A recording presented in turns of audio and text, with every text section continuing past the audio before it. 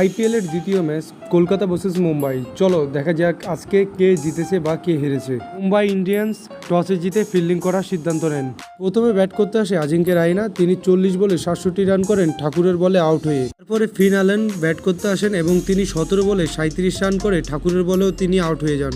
তারপরে Cameron green 10 বলে 18 run করে তিনিও ডাগ আউটে ফিরে যান। রঘুবংশী করেন 29 বলে 51 রান।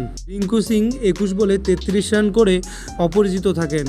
আমনদীপ 4 বলে 4 রান করে অপরাজিত থাকেন। তার সাথে সাথে কেকেআর 220 করে 4 উইকেটের বিনিময়ে এবং কেকেআর টার্গেট দেয় 221। পান্ডিয়া 1টি উইকেট নেন এবং শার্দার ঠাকুর 3টি উইকেট নেন।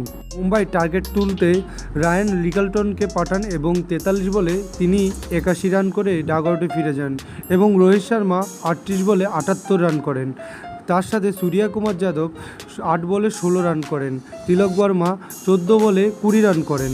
হার্দিক পান্ডিয়া 11 বলে 18 রান করে অপরাজিত থাকেন এবং নমনদীপ 2 বলে 5 রান করে অপরাজিত থাকেন এবং তার সাথে কেকেআরকে 6 উইকেটের বিনিময়ে 19 ওভার 1 বলে মুম্বাই ইন্ডিয়ান্স হারিয়ে দেন।